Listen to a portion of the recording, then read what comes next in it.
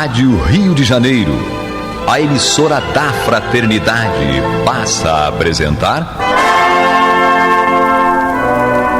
Luz na Penumbra, programa que leva ao seu coração a mensagem da doutrina espírita.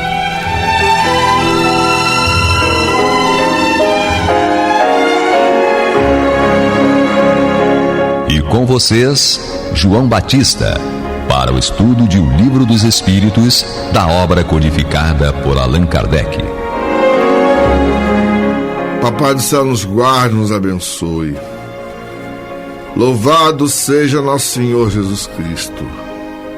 E que possamos fazer do tempo esta dádiva que a todos nós é dada de maneira igual, um recurso a mais, para que a nossa caminhada seja cada dia mais firme e consistente na conquista dos valores espirituais que nos levarão à verdadeira felicidade. Graças a Deus. Hoje temos aqui conosco Marcelo Aranda, o menino da voz grave. Paz e bem para todos e todas. Temos Américo Nunes. Querido irmão, querida irmã ouvinte da Rádio Rio de Janeiro, um beijo no coração de cada um de vocês. Guilhermina. Trazendo sempre a alegria de estarmos juntos. Show. Não é bom? E eu, o João Grandão. Então, vamos dar continuidade ao capítulo 2 da introdução de O Livro dos Espíritos, começando com Marcelo Aranda. Muito bom. Na falta de um vocábulo especial para cada uma de outras ideias a que corresponde a palavra alma, denominamos princípio vital. O princípio da vida material e orgânica, seja qual for a sua fonte, e que é comum a todos os seres vivos, desde as plantas até o homem. O princípio vital é coisa distinta, independente, já que pode haver vida com abstração da faculdade de pensar. A palavra vitalidade não expressaria a mesma ideia. Para alguns, o princípio vital é uma propriedade da matéria, um efeito que se produz quando a matéria se acha em certas circunstâncias. Segundo outros, e esta é a ideia mais comum, ele reside num fluido especial, universalmente espalhado e do qual cada ser absorve e assimila uma parte durante a vida. Como vemos, os corpos inertes absorverem a luz. Esse seria, então, o fluido vital, que, na opinião de alguns, não seria outro que o fluido elétrico animalizado, também designado por fluido magnético, fluido nervoso e etc. Seja como for, há um fato que não se poderia contestar, pois que resulta da observação. É que os seres orgânicos têm em si uma força íntima que produz o fenômeno da vida. Enquanto essa força existe, que a vida material é comum a todos os seres orgânicos e que ela independe da inteligência e do pensamento. Que a inteligência e o pensamento são faculdades próprias de certas espécies orgânicas. Finalmente, que entre as espécies orgânicas, dotadas de inteligência e de pensamento, há uma dotada de um senso moral especial, que lhe dá incontestável superioridade sobre as outras. Quem é essa? A espécie humana. Então, o que você diria? Não, esse trecho é fantástico. É fantástico. Para quem é biólogo. Para quem é biólogo, quem gosta de estudar, fantástico, fica doido aqui, isso que até arrepiar. Fantástico. Porque quando ele fala aqui do princípio, da palavra vitalidade, até para os médicos, né? Era uma ideia muito cara naquela época que Kardec começou a sistematizar, a trabalhar com essa temática. Por quê? Porque ele vai trazer para a gente que naquele momento existia essa ideia que existia algo a mais. Sim. Mas os cientistas da época não entendiam muito bem o que era esse algo a mais. E aí alguns foram atribuindo esse algo a mais, inicialmente de vitalidade, depois outros cientistas, que o caso do nosso tempo é curto, não dá para entrar em detalhes de nomes. Mas é muito interessante esse estudo, depois quem puder, quiser, dê uma leitura. E aí vai trazer para a gente essa ideia dessa energia, né, que ele vai chamar, né, de fluido vital, e aí alguns chamavam de fluido elétrico, essa energia que emana da gente. Então é riquíssimo isso, né, que ele vai dizer aqui, né, que existia que residia um fluido especial. Então é importantíssimo a gente entender que nós temos esse princípio vital, esse princípio da vida material e orgânica, essa energia que emana de nós, que quando a gente vai reencarnar, para aqueles que acreditam, né, e para aqueles que ainda não acreditam ainda, se aprofundarem nesse estudo, entender que quando nascemos novamente, trazemos conosco esse princípio, esse fluido que vai dar energia para uma jornada terrena muito cheia de desafios, cheia de conquistas, cheia de esperança, cheia de transformações. Então é muito importante a gente entender bem essa questão. Querido João, querido Marcelo, querida Guilhermina, queridos ouvintes da Rádio Rio de Janeiro, eu queria tocar aqui no finalzinho, já que o Marcelo falou de maneira maravilhosa aqui, né, a parte do princípio vital, queria tocar o o ponto final aqui dessa leitura do nosso irmão, que é a questão do que dá, e eu pergunto aos irmãos de casa, né, o que dá, então, ao homem a superioridade sobre as demais espécies. Isso aqui, para mim, é tão fantástico. Eu tinha lido isso aqui ontem e eu relembrei isso. O que dá ao homem a superioridade sobre as outras espécies? No finalzinho dessa leitura, o Marcelo leu, né, que entre as espécies orgânicas dotadas de inteligência e pensamento, ou seja, ele está dizendo para a gente que a inteligência e o pensamento são características comuns da maioria das espécies. Há uma espécie dotada de um senso moral especial, que lhe dá incontestável superioridade sobre as outras, que é a espécie humana. Então, meus irmãos, o que define se nós somos ou não seres humanos, olha que coisa legal que Kardec nos trouxe, não é a capacidade que nós temos de pensar, porque outras espécies também pensam. Não é a capacidade que nós temos de ter inteligência, porque outras espécies também têm. O que define o ser humano como ser humano é a sua capacidade moral. Então, longe de ser apenas uma questão religiosa, trabalhar a nossa moralidade significa nos aperfeiçoarmos como seres humanos, nos tornarmos seres humanos, porque não há ser humano se não houver moralidade. Não é o Américo que está falando isso. São os espíritos de luz, através de Kardec, dizendo para a gente. Em 1800 e pouco. Então, não é a inteligência, não é o pensamento, não é quanto eu corro, quanto eu produzo de contas matemáticas, não. O que me define como ser humano, o que me diferencia de todas as outras espécies como ser humano, Kardec diz pra gente que é a moralidade. Eu queria fazer um comentário rapidinho, muito interessante. Analisando os espíritos, na época em que o livro foi feito, em que Kardec trabalhou, as espécies orgânicas, as plantas, os animais, têm vitalidade.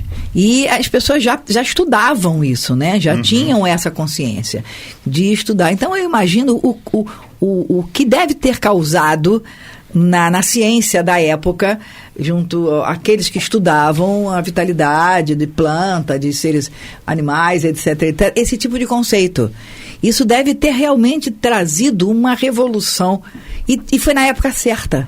Kardec foi contemporâneo de Lamarck, exato, de Linneu. Exato. Aí eu fico imaginando, quando eu estava lendo isso, eu estava imaginando, gente, Deus é fantástico, porque as coisas aconteceram na época em que precisavam acontecer, quando todos esses cientistas estavam estudando e trazendo luz em cima de uma série de coisas que ficaram. E aí vem Kardec e codifica uma forma de avaliação e que define a espécie humana dentro de todo esse contexto e define o detalhe do detalhe, que é o senso moral. Que não basta, isso aí para nós até hoje é de fundamental importância. Até hoje, 2021, é fundamental que não basta você ser inteligente, não basta você ter pensamento, não basta você pensar, até hoje, inclusive, com a tecnologia que temos, que nos facilita muito a vida, mas se você não tiver o teu senso moral organizado e cada vez mais purificado, você não é diferente de uma planta, de um orangotango. Você pode até fazer parte da espécie humana, mas se você não tiver o teu senso moral e se preocupar com o seu senso moral, melhorar ele a cada dia, a cada momento, você não está muito diferente de uma planta, não. Verdade. Eu estou mais por orangotango. Olha só, desculpe, mas isso me movimenta muito. Sem dúvida. Porque a gente tem hoje. Se o João me permitir, eu faria uma viagem bem rápida lá ao nosso Evangelho segundo o Espiritismo, que diz assim pra gente, ó: reconhece-se o verdadeiro espírita pela transformação moral e pelos esforços que emprega para domar as suas inclinações mais. Então, o tempo todo os espíritos estão a nos falar sobre a questão moral, sobre a nossa moralidade. Aqui eu fiquei feliz, porque aqui fala assim, ó, reconhece o verdadeiro espírita pela transformação moral e pelos esforços que emprega. Na primeira parte, o Américo não está ainda. Transformação moral não consegui. Estou nessa outra parte. Do esforço que eu emprego, tenho empregado muitos esforços, não porque os esforços são excessivos, mas porque as inclinações mais em mim ainda são muito grandes. A briga eterna. A tendência inercial ainda é muito grande. Ainda é muito grande. Então, isso aqui é uma coisa que a gente vai ver, o ouvinte da Rádio Rio de Janeiro vai ver o tempo todo. No Evangelho segundo o Espiritismo, no nosso estudo do Livro dos Espíritos, o tempo todo a gente vai ver a questão da moralidade como sendo a maior necessidade do ser humano. É a nossa evolução moral. Óbvio, preciso também estudar, fazer evolução intelectual, preciso fazer tudo, o ser humano é completo. Claro. Mas não podemos esquecer jamais a questão da moralidade. Isso. No começo aqui é interessante só resgatar um tópico para o nosso ouvinte, é a palavra fluido especial. Ele vai dizer, né, que, segundo outros, esta ideia mais comum, ela reside num fluido especial. Então, recomendo que peguem o livro A Gênesis e deem uma leitura no capítulo de fluidos, porque ali é uma aula para a gente entender que fluido especial é esse. Capítulo 14 da Gênesis. Isso, olha, caramba. Livro pensamento. Enciclopédia, João. Bem interessante. Tecla SAP e aí sai o áudio. E é interessante que a gente vê realmente isso. Por que esse fluido é tão importante? E aí, na época ali de Kardec, uma pena que a moralidade ainda estava talvez um pouco mais fraca, não sei dizer, naquele momento ali, o Mesmer traz um conhecimento fantástico. E aí, pena que as academias, né, francesa, inglesa, de ciências, rejeitaram o Mesmer. Porque provavelmente hoje, muitas coisas que a gente tem dificuldade de entender, muitas curas, muitas ajudas, poderiam ser trazidas por causa dessa questão de pegar esse fluido que tem em nós e compartilhar com o próximo, né? Eu lembro, certa vez, a gente fazia visita no Hospital Grafeghini, uma paciente estava numa situação muito delicada, com seu dreno muito escuro, os médicos querendo levar ela de novo para a cirurgia, e aí a gente reuniu ali ao redor dela, e assim mentalizamos com muita fé, com muita força, para que ela recebesse todas as nossas energias ali, se fosse merecimento dela, aquele momento fosse transformado. Vocês não vão acreditar, meu irmão. Acredito. O fluido dela, o dreno dela começou a clarear. O médico foi chamado urgente porque estava muito escuro. E havia um medo de sepsemia, alguma coisa assim. E quando ele chegou, ele deu esporro na enfermeira. Por quê? Ele viu um negócio branquinho, cristalino, olhou a ferida, está cicatrizando. Por que você me chamou à toa? É que ele não viu antes da gente. Exato. Exatamente. Então vamos agora à nossa vinheta. Você está ouvindo pela Rádio Rio de Janeiro o programa Luz na Penumbra, com o estudo de O Livro dos Espíritos, na apresentação de João Batista. Então, dando sequência, vamos ouvir o final do nosso estudo com o nosso Américo. Concebe-se que, com uma acepção múltipla do termo alma, a alma não exclui o materialismo nem o panteísmo.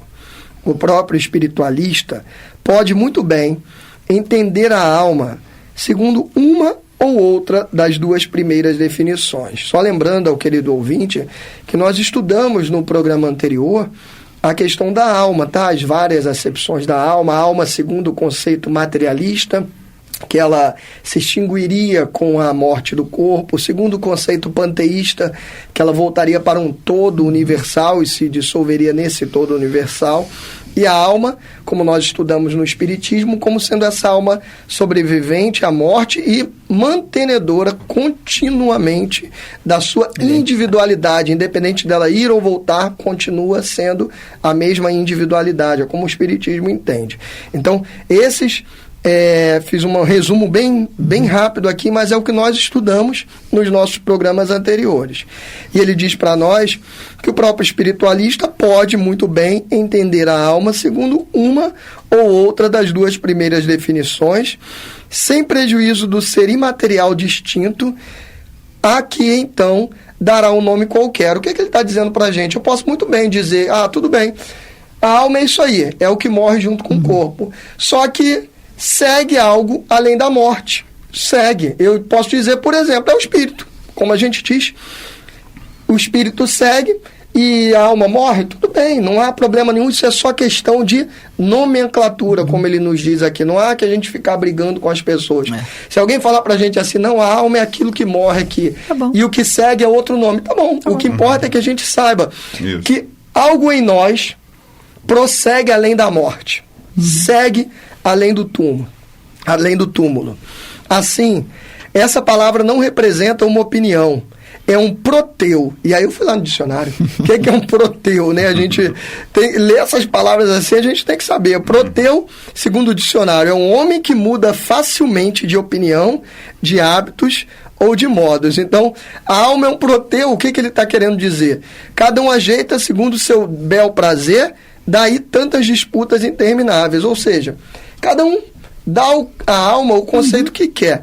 Desde que a gente entenda, aqui no nosso estudo espírita, dentro do nosso conceito, que há algo em nós que sobrevive à morte do corpo e segue além do túmulo.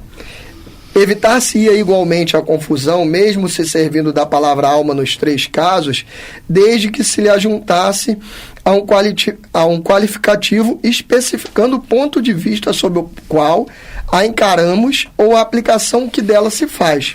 Essa teria, então, um termo genérico, que representaria ao mesmo tempo o princípio da vida material, a da inteligência e do senso moral, que se distinguiriam, por exemplo, por um atributo, como os gases, que se distinguem juntando-se ou ajuntando-se-lhes as palavras hidrogênio, oxigênio ou azoto. Então, todo mundo sabe que existem vários gases, não há problema nisso, desde que eu saiba que um é o gás oxigênio, outro é o gás hidrogênio, e assim vai. Poder-se-ia, então, assim dizer, e talvez fosse melhor, a alma vital, a alma intelectual e a alma espírita, indicando a alma vital, o princípio da vida material, a alma intelectual, o princípio da inteligência, e a alma espírita, o da nossa individualidade após a morte.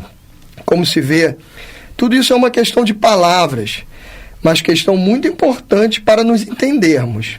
De acordo com isso, a alma vital seria comum a todos os seres orgânicos.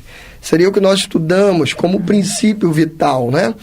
A alma intelectual seria a própria dos animais e dos homens, que pensam e que têm a sua vitalidade. E a alma espírita pertenceria só ao homem, que além da vitalidade e da inteligência, precisa ter, embora às vezes a gente olha para a gente e fala assim, puxa, eu não estou tão moralizado ainda, mas precisamos, aos poucos, ter também a questão moral, a nossa moralidade. Julgamos dever insistir nessas explicações, pela razão de que a doutrina espírita repousa naturalmente sobre a existência em nós de um ser independente da matéria e que sobrevive ao corpo. Devendo a palavra alma repetir-se frequentemente no curso dessa obra, importava ser fixada no sentido de que lhe atribuímos, a fim de evitarmos todo engano. Passemos agora ao objeto principal dessa instrução preliminar. Esse vai ser cena do nosso próximo programa, mas só para a gente resumir aqui. A alma, então, que nós estudamos aqui dentro do Espiritismo, que é o que ele chama de alma espírita, que vai ser chamado só de alma daqui para frente, seria a alma que pertence aos homens, a alma que sobrevive à matéria. Como eu falei há algum tempinho atrás aqui, não me recordo se no programa anterior, o Espiritismo dá à alma o seguinte conceito: a alma é quando o nosso espírito está encarnado aqui, vivendo na matéria. Nós dizemos que nós temos uma alma. E quando nós desencarnamos, não deixa de ser, não é outro espírito, não deixa de ser essa alma, muda apenas a nomenclatura. Quando a gente desencarna, a gente diz que tem apenas o espírito, que é a alma após abandonar o seu corpo físico, abandonar a matéria. Isso seria a acepção da alma para nós espíritas, e ele diz para a gente, é importante parar um pouquinho para poder definir isso. Por quê? Porque esse termo vai se repetir durante todo o nosso estudo. Marcelo. Então é muito interessante a gente observar este detalhe aqui do final, quando ele vai dizer que naturalmente sobre a existência, né? Ele vai chamar a atenção para a gente dessa naturalidade. E aí a gente vai ver o seguinte, que ele vai trazer a ideia de que nós existimos antes deste corpo e continuaremos existindo depois desse corpo. Por isso, como existimos antes, trazemos problemas que são antes desse corpo. E aí, como existimos depois, levamos problemas para depois deste corpo. E eu queria só fazer um comentário rapidinho, ainda falando quando você falou sobre o que difere moral, é o ser humano que pensa, que tem vida, mas que difere de todo mundo porque tem uma moralidade. Senso moral. Senso moral. E sem dar spoiler, porque o Livro dos Espíritos vai falar isso muitas das vezes, é a possibilidade, quando ele fala em senso moral, depois vai qualificar esse significado de moralidade. Aí vai entrar egoísmo, vai entrar cobiça, vai entrar um monte de outras mazelas que nós trazemos de vidas anteriores e que continuam nessa, e que a gente agora, estudando sobre isso, a gente vai ter ferramentas para ir habilmente modificando este senso moral que os espíritos falaram aqui de Kardec lá em 1800 qualquer coisa. Fantástico. 1800 qualquer coisa. Foi de 1857 a 1868. Mas você que sabe. Essa é a diferença da nossa memória para a memória do João. Pra gente é qualquer coisa, para ele sabe exatamente. Mesmo, maluco. Não, olha, só. Como o Marcelo falou agora sobre o livro, ele sabia até o capítulo. A gente sabe qual livro. Ele deixou nem eu molhar a boca. Quando eu ia soprar aqui, eu já apertei a tecla SAP e já falou logo o capítulo. A gente sabe onde tá, sei que tá no livro. Algumas vezes eu não sei nem qual livro, só sei que tá na codificação. Já é uma coisa. Olha, a referência que você falou foi do programa anterior, viu? Olha só. Semana passada. Olha só. Agora, interessante aí, a gente guardar bem em mente. O Livro dos Espíritos é 1857. Em 1861 foi publicado o Livro dos Médiuns. Em 1864 foi publicado o Evangelho segundo o Espiritismo. Em 1865 foi publicado O Céu e o Inferno. E em 1868 foi publicado o livro A Gênese. Em 1890, os amigos de Kardec, coligindo uma porção de materiais que ele não tinha publicado nem na Revista Espírita, eles lançaram as obras póstumas. E, lógico, é material de estudo, mas nós não podemos considerar obras póstumas uma obra que tenha o mesmo peso da codificação do Pentateuco Espírita. As 5 obras, nós podemos dizer assim, o Livro dos Espíritos contém todas as outras 4 obras dentro de suas divisões. Nós vamos observar na medida que for estudando a matéria. E vamos descobrir o mais importante, que o conteúdo desse material nos modifica, porque nos traz uma nova forma de encarar a vida, digamos assim, desenvolvendo a nossa consciência e os nossos valores. Deus não castiga Deus não pune. Nós aprendemos que temos que nos conscientizar para mudar. E é cada dia, tá? Vamos abater um leão a cada dia. E o leão é o nosso egoísmo, o nosso orgulho. Que reflitamos a respeito disso. Que a paz do céu nos guarde, nos abençoe, hoje, agora e para todos sempre.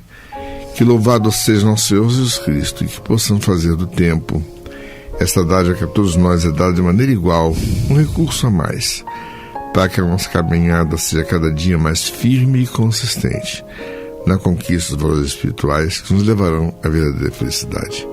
Graças a Deus. Graças a Deus. Você está ouvindo o programa Luz na Penumbra.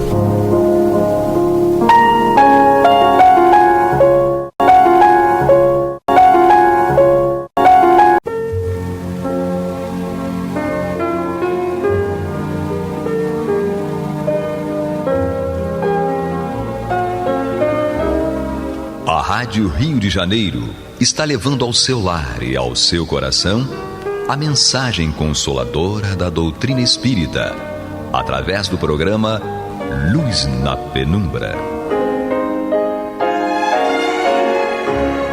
E agora com vocês, Antônio de Pádua Barbosa e Marta Batista.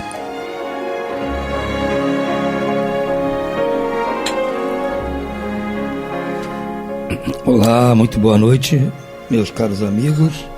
Estamos aqui de volta mais uma vez no nosso programa Luz na Penumbra, no qual nós vamos estudar o Evangelho segundo o Espiritismo, obra de Allan Kardec. Nós estamos, neste início de ano, também dando início ao estudo do capítulo 1º. E o ponto em que paramos no programa passado foram os itens 3 e 4 deste mesmo capítulo. Hoje, então, nós vamos retornar no item 5º, que será ilustrado aqui para nós pela Marta Batista, que sempre nos acompanha aqui no trabalho de elucidação desses pontos da doutrina espírita. Então vamos lá ouvir o que a Marta preparou para nós hoje. Vamos lá, Marta. Olá, Antônio. Olá, amigos ouvintes. Nós, então, vamos dar prosseguimento a esse capítulo e vamos agora para a segunda revelação, para a terceira revelação, o Espiritismo. Kardec nos diz: o Espiritismo é a nova ciência que veio revelar aos homens, com provas irrecusáveis, a existência e a natureza do mundo espiritual e as suas relações com o mundo corporal. O Espiritismo não mostra esse mundo não como algo sobrenatural, mas, ao contrário, como uma das forças vivas e incessantemente atuantes da natureza. Como a fonte de uma infinidade de fenômenos até então incompreendidos e, por essa razão, rejeitados como pertencentes ao domínio do fantástico e do maravilhoso. É a essas relações que o Cristo faz alusão em muitas circunstâncias. E é por isso que muitas coisas que Jesus disse ficaram incompreendidas ou foram erradamente interpretadas. O Espiritismo é a chave com a ajuda da qual tudo se explica com facilidade. Então, primeira coisa é o estabelecimento que o Espiritismo vem trazer do contato, do interrelacionamento do mundo espiritual com o mundo físico. Então, através desse estabelecimento, as provas são irrecusáveis. E as leis da natureza, né, do mundo espiritual e as suas relações com o mundo corporal é que vão, cada dia que passa, cada momento em que é estabelecido esse contato, essas leis vêm à tona e nós vamos, passo a passo, percebendo, né, que é uma ciência que veio revelar justamente as leis divinas. Ele não está no campo do sobrenatural. Isso é muito importante, né? Porque a ideia daqueles que não o conhecem, não conhecem o Espiritismo, e criam até muitos celeumas, né, com o Espiritismo, com a doutrina, é justamente por achar que ela está nesse campo do sobrenatural. E aí é visto como sobrenatural, como mágico, né, como místico, e que não é. Ele está totalmente montado em cima, né, de leis da natureza. Então, é justamente esse o ponto mais importante que Kardec destaca. E essa compreensão dessa inter-relação do mundo espiritual com o mundo corporal, a gente vê através da obra O Céu e o Inferno, na segunda parte, onde essa segunda parte é toda destinada ao contato, né, dos espíritos com todos nós aqui encarnados. E aí as provas são irrefutáveis, né? E sai do domínio do fantástico, do sobrenatural, do maravilhoso. Por quê? Porque são aqueles que nós conhecemos, aqueles que muitas vezes são os nossos parentes, que chegam nas reuniões mediúnicas e vêm trazendo informações. E dessa maneira vai se estabelecendo aí a realidade dos espíritos no contato conosco. Então ele diz que o Espiritismo é a chave com a ajuda da qual tudo se explica com facilidade. E verdade, né? Quer dizer, tudo aquilo que antes nós achávamos que era do campo do maravilhoso, do fantástico, nós vamos percebendo que não. Aquilo dá para se explicar perfeitamente. Nós temos aí o capítulo 15 de A Gênese, quando ele trata dos milagres aí, entre aspas, né? Não é que a gente não vá achar que coisas maravilhosas que nos acontecem, né, não possam ser consideradas milagres, mas milagres do ponto de vista que foram coisas fantásticas que aconteceram, que nos beneficiam através do amor de Deus. Mas não são fantásticas do ponto de vista do maravilhoso, do místico, do sobrenatural. Ele segue dizendo: a lei do Antigo Testamento está personificada em Moisés. A do Novo Testamento está personificada no Cristo. O Espiritismo é a terceira revelação da lei de Deus, mas não está personificada em nenhum indivíduo, porque é o produto do ensinamento dado não por um homem, mas pelos Espíritos, que são as vozes do céu, sobre todos os pontos da terra, e por uma multidão inumerável de intermediários. Agora, nós sabemos que essa revelação, vinda através desses espíritos, que são as vozes do céu, como ele diz aqui, essa revelação vem para nos mostrar que essa terceira revelação vem coordenada, supervisionada e orientada pelo Cristo, ou seja, pelo Espírito de verdade, que é Jesus. Então, aqui como ele diz, né, o Antigo Testamento personifica Moisés e o Novo Testamento personifica o Cristo. E vem agora na terceira revelação o Espiritismo trazer tudo aquilo que nós precisávamos. Não foi representada por um único homem, mas foi supervisionada e coordenada por esse homem, que é o Cristo, que é Jesus, o Espírito de verdade. E por que não podia vir, né, personificada por um homem? Justamente porque precisava ir além, transpor, e uma personalidade iria segurar, né, essa revelação numa personalidade, o que comprometeria o caráter eterno dessa revelação, porque é a terceira e única e última revelação, né? Não existe quarta, quinta revelação. Então é a terceira e definitiva. Ele segue: é de certa forma um ser coletivo abrangendo o conjunto de seres do mundo espiritual, vindo cada um trazer aos homens a contribuição de seus conhecimentos, para fazê-los conhecer aquele mundo e a sorte que nele os espera. Quer dizer, olha que coisa bonita, né? Há aí uma contribuição, há aí uma inter-relação e uma solidariedade entre passado, presente, né, e até mesmo depois vamos ver o futuro. Porque aceita todas as experiências para agregar e evidenciar o processo evolutivo, mostrando que muitos daqueles que tiveram experiências em outros países, com outras crenças, com outras religiões, vêm e tudo isso vai se agregando, se reunindo e trazendo a colaboração.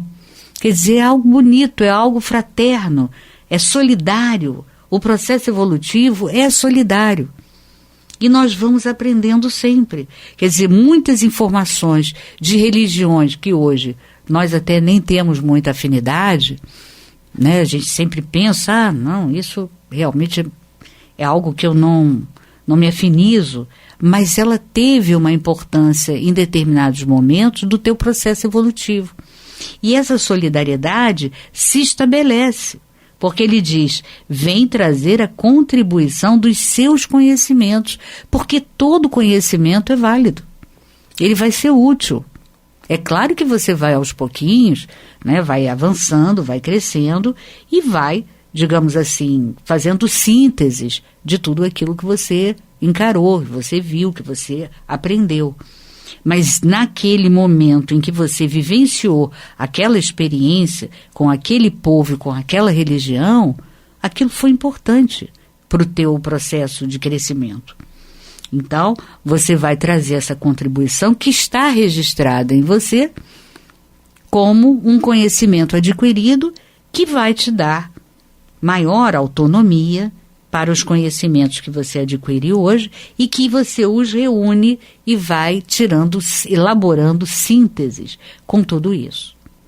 Então a gente observa, né, a importância. Agora, para que a gente siga, né, o Espiritismo e para que ele tenha, né, aquele caráter que nós vamos ver como ele tem, de algo que vai nos trazer uma revelação que nos traz um progresso e que nos vai dar a liberdade e a autonomia que tantos nós buscamos, isso, para você adquirir isso, você precisa, aquilo que Kardec nos fala em Obras Póstumas, no projeto de 1868, quando ele diz que para que nós evitemos no futuro as celeumas, as discussões, né, improdutivas, e as querelas religiosas, é preciso que você assente o espiritismo, que cada um vai construindo, né, individualmente,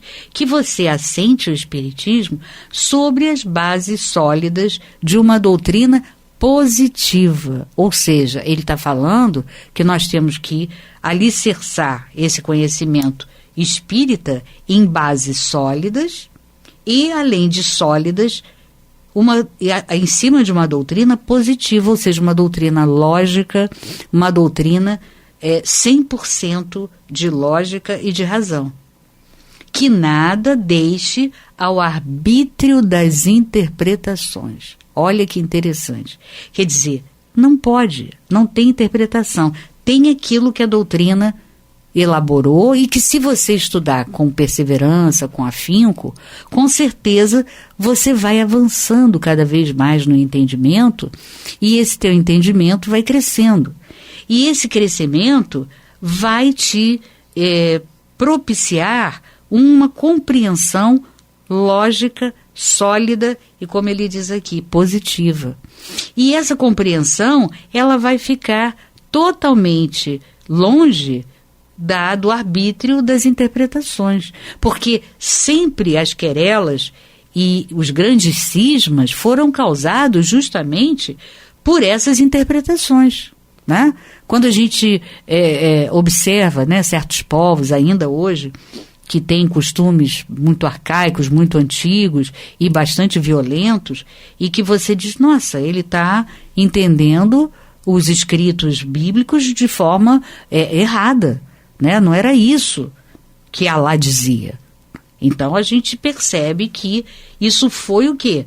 Ele se deixou levar pelo arbítrio das interpretações. E aí fugiu totalmente. Agora, se você buscar o estudo perseverante, aquele com afinco, com certeza você não vai ficar ao sabor das interpretações, e sim vai entender, vai compreender a doutrina de forma mais profunda, e com certeza você vai ter um entendimento correto da doutrina. Né? Como ele diz, o Espiritismo, se bem compreendido, se bem entendido, né, vai te trazer toda a liberdade e toda a autonomia que você deseja. Mas você não pode ficar, como ele diz, ao sabor do arbítrio das interpretações. Aí ele segue dizendo, as dissidências que possam surgir se fundirão por si mesmas na unidade principal que se estabeleceria sobre as bases mais racionais, desde que essas bases sejam claras e não vagamente definidas. Quer dizer, você vai se afastar, conforme você estudar com essa proposta de bases sólidas de uma doutrina positiva, você vai se afastar das querelas, das dissidências e do arbítrio das interpretações. E aí você vai chegar ao quê? Como ele diz aqui, a uma unidade. E aqueles, porventura, né, os outros segmentos que, porventura, ainda estejam ao sabor das interpretações, eles vão acabar, como ele diz aqui, elas se fundirão por si mesmas na unidade principal. Quer dizer, nós, nos esforçando com esse estudo e com essa proposta séria de ter fidelidade doutrinária, baseada nessa linha de raciocínio de uma doutrina positiva, você estará ajudando a divulgação da doutrina. Porque a tua divulgação vai ser uma divulgação com bases claras e não vagamente definidas. Então, você vai se ilustrar e você vai ajudar o teu próximo a se ilustrar também e sair. Ah, mas por quê que isso é bom? Por quê? É bom porque você sai da estrada, né, da dúvida, da ilusão. E o que acontece? Se você for por um caminho, mas eu estou evoluindo, eu posso escolher? Lógico que pode. Nós temos o livre-arbítrio e podemos caminhar pela estrada que quisermos. Mas essa estrada vai ser muito mais longa e ela, além disso, vai te trazer muitas desilusões ao longo do caminhar. Então, se você puder fugir de um caminho, de um trajeto que vai te trazer desilusão e que vai demorar demais, é muito melhor você seguir o caminho reto que vai te levar, né, à felicidade, ao equilíbrio, né, e à alegria do saber. Quer dizer, a alegria de compreender o Espiritismo da forma mais correta e mais justa possível. Ele diz aqui, 2 elementos hão de concorrer para o progresso do Espiritismo. Quer dizer, e lógico, depende de nós, porque o Espiritismo é a sua divulgação. E nós estamos totalmente inseridos. Aí muitos dizem, mas eu não sou palestrante. Sim, mas você é um ser que tem ali, convive em sociedade, e as tuas atitudes, elas vão ser vistas e observadas e analisadas, né, por aqueles que estão convivendo com você. E aí, de que maneira você apresenta o Espiritismo? Né? Essa maneira que você apresentar o Espiritismo poderá estará concorrendo para o progresso ou não, né? Ou você estará tentando paralisar o progresso da divulgação do Espiritismo. E ele diz, poderá ser de 2 formas, o estabelecimento teórico da doutrina e também os meios de a popularizar. Quer dizer, popularizar e divulgar.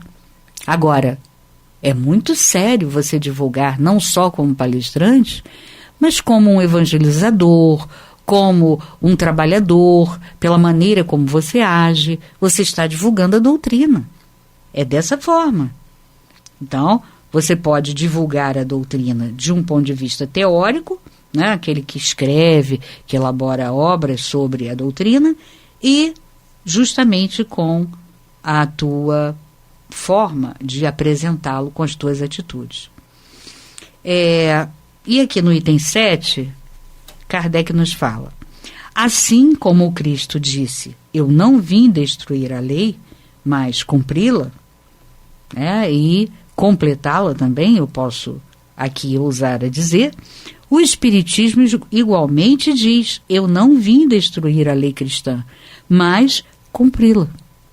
Exatamente. O Espiritismo veio para completá-la, mostrando para nós a vida futura através da reencarnação, e veio também cumpri-la, porque nada faz contra as leis estabelecidas. Leis não mosaicas, mas as leis divinas, que são aqueles 10 mandamentos e que foram ampliados e completados, digamos assim, no Livro dos Espíritos, na 3ª parte. Então, o Espiritismo não veio destruir a lei. O Espiritismo nada ensina que seja contrário ao que o Cristo ensinou, mas desenvolve, completa e explica, em termos claros, para todas as pessoas, o que só foi dito sob a forma alegórica. Então, tudo aquilo que era alegoria, né, que deixava aquela dúvida e justamente a margem para interpretações, o Espiritismo vem e mostra para nós qual é a chave, como ele diz aqui, que é a chave, né? E essa chave qual é? É a reencarnação e a vida futura. E ele segue, o Espiritismo veio cumprir, no tempo predito, o que o Cristo anunciou e preparar a realização das coisas futuras. Ele é, portanto, obra do Cristo. Olha, aqui, no Evangelho, está aqui, não precisa ficar com dúvida, com medo de achar que o Cristo é o Espírito de verdade. Está aqui, né? Textualmente. É obra do Cristo, que o preside, assim como igualmente o anunciou, a regeneração que se realiza e que prepara o reino de Deus sobre a terra. Então, todo o nosso processo evolutivo, né, foi elaborado pelo Cristo, que o preside através do Espiritismo como última revelação, que veio justamente desfigurar, digamos assim, todas as alegorias que existiam para que nós o compreendêssemos. Então, temos a 3ª revelação, o Espiritismo, e o item subsequente vai ser a aliança da ciência com a religião. Não é mesmo, Tony? Certo, Marta. Essa parte que trata da... Vamos dizer assim, Kardec está aqui dando uma base para que a gente entenda o que é o Espiritismo, né?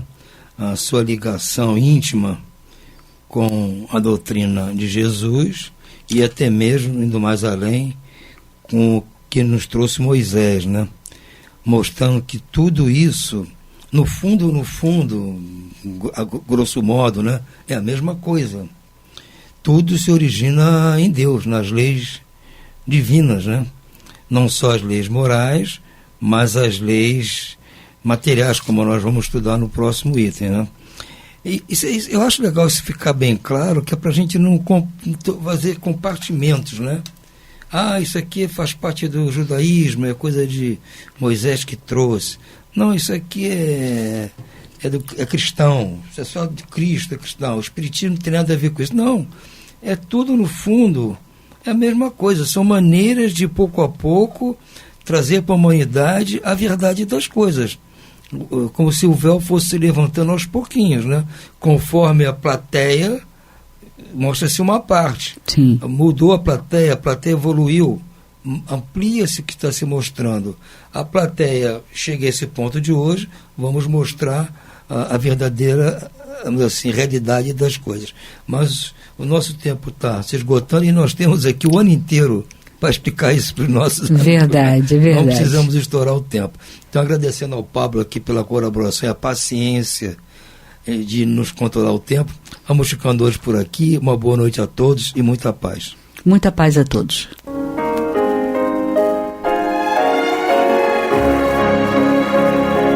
E vamos ouvir agora a prece de encerramento de nosso programa, na voz de Geraldo de Aquino.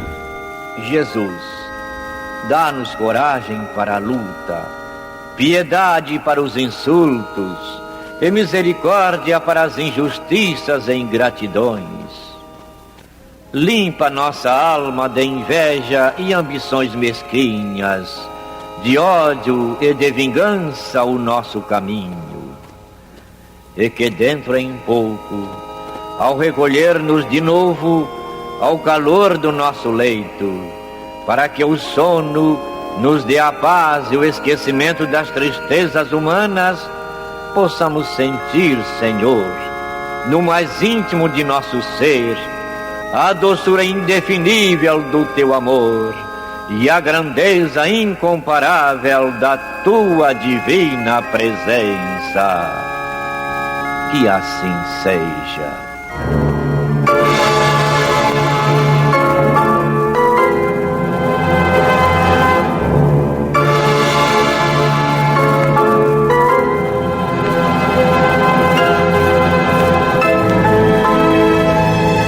Acabamos de apresentar o programa Luz na Penumbra, que voltará a ser apresentado amanhã às 21 horas nesta emissora.